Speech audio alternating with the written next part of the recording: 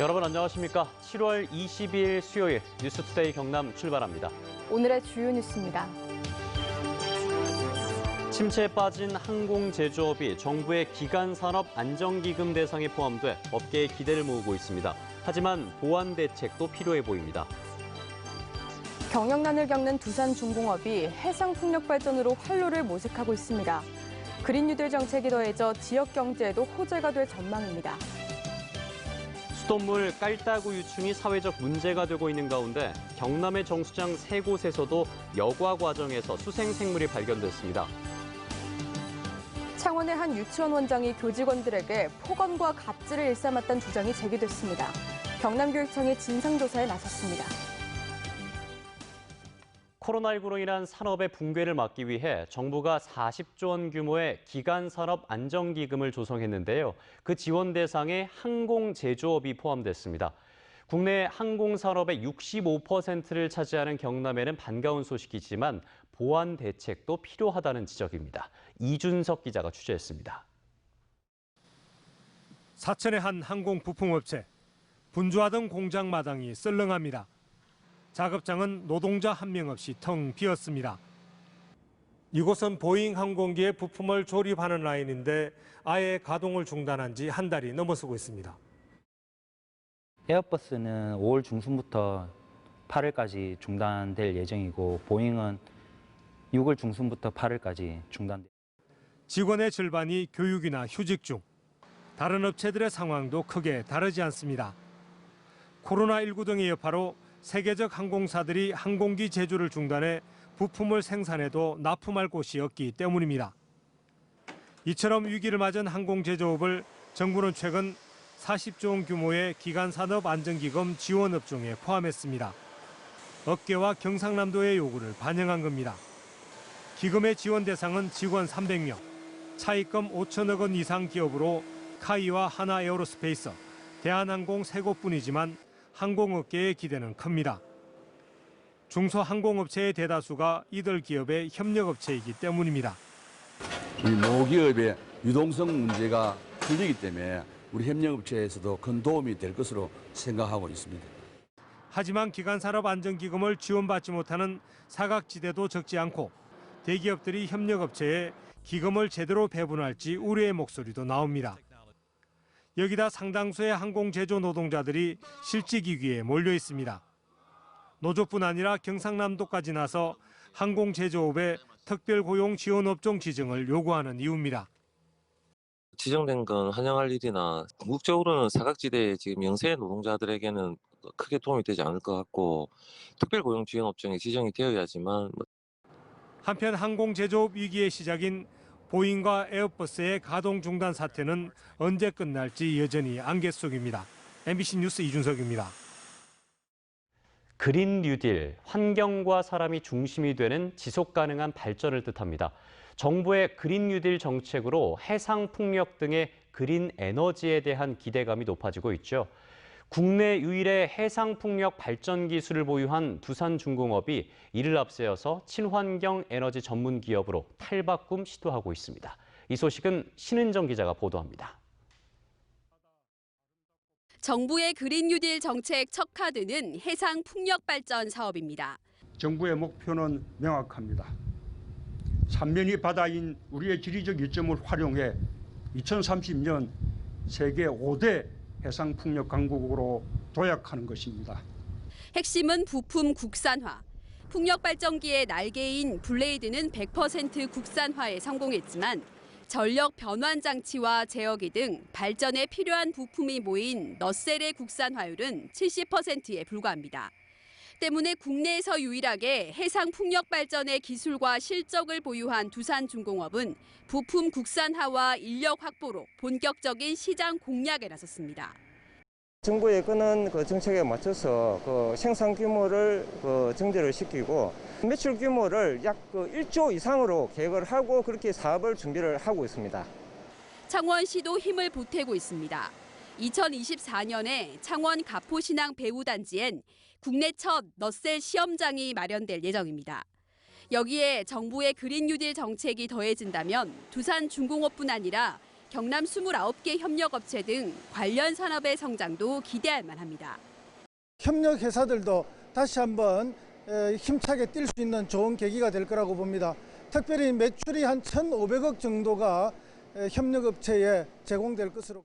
하지만 선진국과의 기술 격차가 아직은 큰 데다 해상 풍력 발전의 효율성에 대한 의구심과 어민 민원 등은 해결해야 할 과제로 남았습니다. 최근 유동성 위기로 어려움을 겪고 있는 두산중공업이 해상 풍력 발전에 승부수를 던진 만큼 창원, 경남의 그린에너지 산업에도 탄력이 붙을지 주목됩니다. MBC 뉴스 신은정입니다.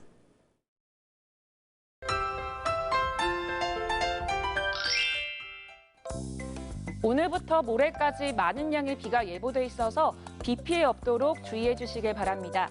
현재 창원을 포함한 8개 시군에는 호우주의보가 발효 중인데요. 오늘부터 모레까지 100에서 200mm가 넘는 많은 비가 올 것으로 보입니다. 최근 비가 자주 내려서 집안이 약해져 있는 상태라 호우 대비 잘해 주시길 바랍니다. 특히 오늘 오전에는 시간당 30mm 이상의 매우 강한 비가 쏟아지는 곳이 있겠습니다. 비가 오면서 천둥, 번개가 치는 곳이 있겠는데요.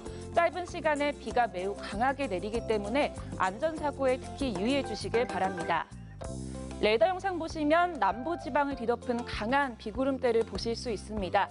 정체전선의 위치에 따라서 낮에는 약한 비가, 밤에는 강한 비가 내릴 가능성이 있습니다.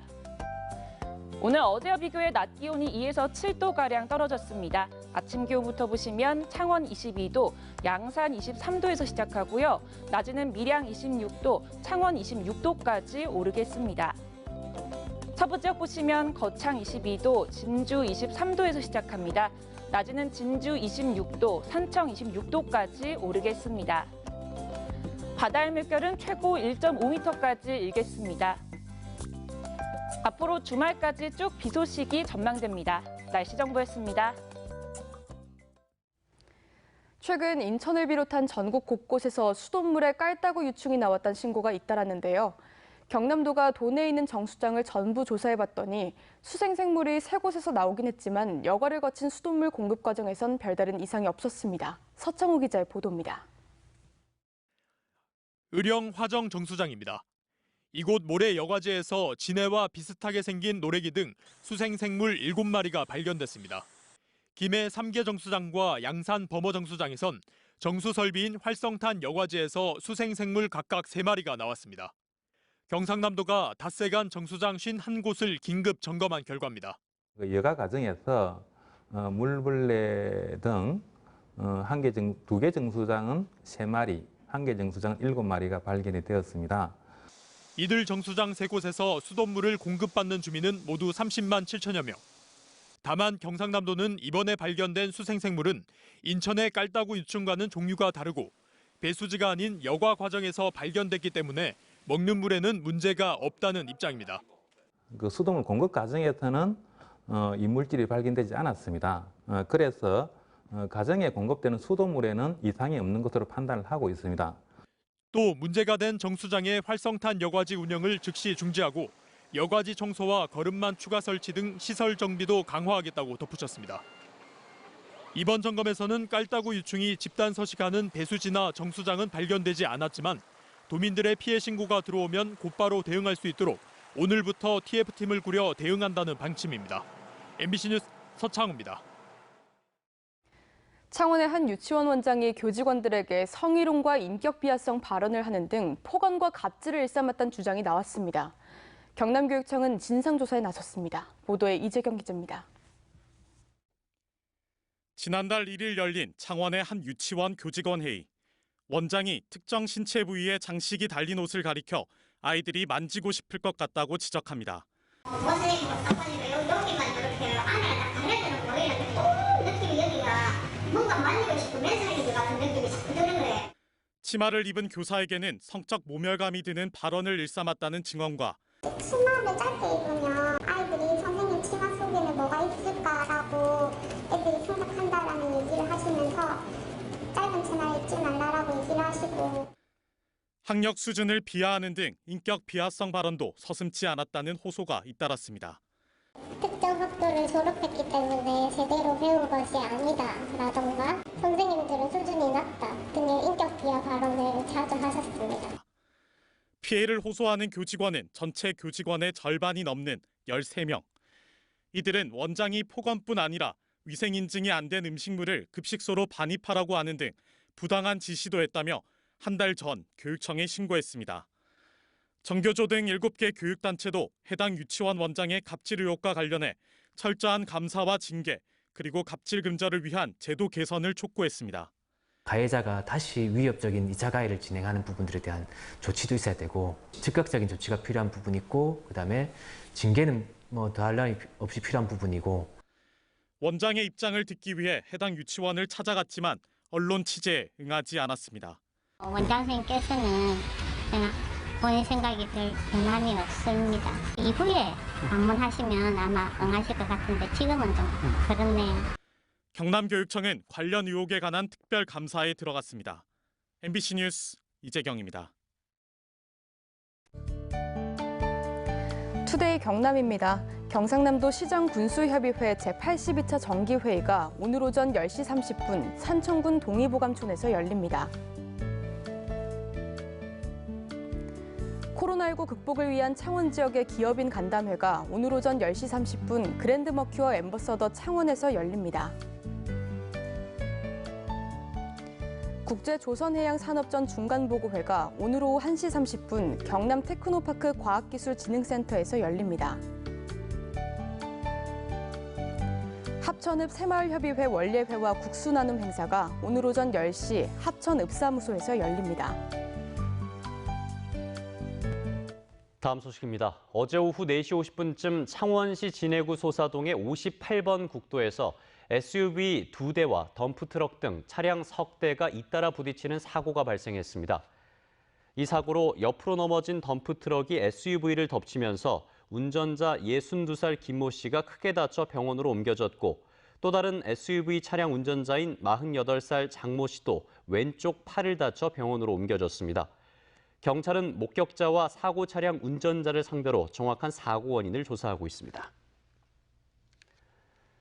사천중학교 동편 교정을 통과하는 도시계획도로를 정당한 법적 절차에 따라 추진하고 있다는 사천시의 최근 발표에 대해 사천중학교 학부모대책위원회와 학교운영위원회가 반박하고 나섰습니다.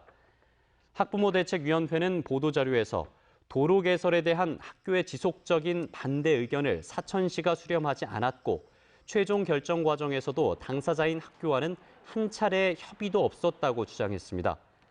한편 사천시는 사천중 동편도로 개설을 위한 토지 보상을 다음 달 시작할 계획이어서 마찰이 예상됩니다. 올 연말까지 경남에는 1,769가구의 공공주택이 공급될 예정입니다. 국토교통부의 2020 하반기 공공주택 입주자 모집 계획에 따르면 공공임대와 공공분양을 포함해 도내 12곳 1,769가구의 공공주택 모집이 오는 12월까지 진행됩니다.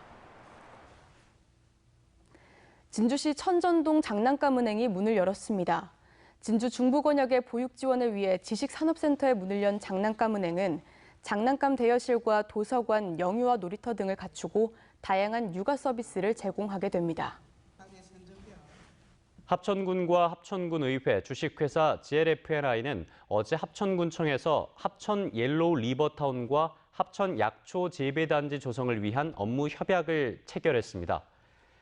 합천군은 이번 협약으로 용주면 성산리 일원에 주택단지와 약초 연구시설을 갖춘 옐로우 리버타운과 삼가면 외톨이 일원에 약초 재배단지와 테마체험관 등을 조성할 계획입니다.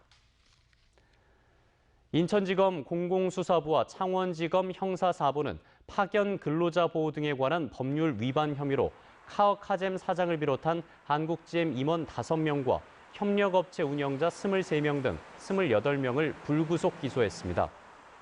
카어카잼 사장 등 한국GM 임원 5명은 지난 2017년 9월부터 지난해 말까지 한국GM 인천과 창원 군산 공장에서 24개 협력업체로부터 근로자 1,719명을 불법 파견받은 혐의를 받고 있습니다. 한국항공우주산업카이는 일본 스바루와 보잉 787 날개 구조물의 주요 부품을 2022년부터 이 기종 단종 때까지 추가 공급하는 계약을 했다고 어제 공시했습니다. 카이는 이번 계약으로 2038년까지 9천억 원가량의 매출이 예상되며 20여 개 협력사도 물량을 확보할 수 있게 됐다고 밝혔습니다. 산청군이 국지성 집중호우에 대비해 내년 상반기까지 국비 12억 5천만 원을 투입해 남강의 배수통문 7곳에 스마트 홍수관리 시스템을 도입합니다. 산청군은 그동안 민간관리인이 조작해온 수문 운영 방식을 CCTV와 하천 자동 수위계로 확인해 비상시 재난상황실에서 원격으로 운영할 방침입니다. 창원시가 도입을 검토하는 수륙 양용버스에 대해 사업성과 시민의 편의성을 따져야 한다는 지적이 나왔습니다. 창원시는 해상과 해안 일대 324km를 누비는 수륙 양용버스 도입을 위해 내년 3월까지 타당성 용역을 추진할 예정인데 김우겸 시의원은 사업성과 시민의 편의성이 낮을 가능성이 크다며 사업을 재고할 것을 요청했습니다. 수요일 뉴스투데이 경남 저희가 준비한 소식은 여기까지입니다. 함께해 주신 여러분 고맙습니다.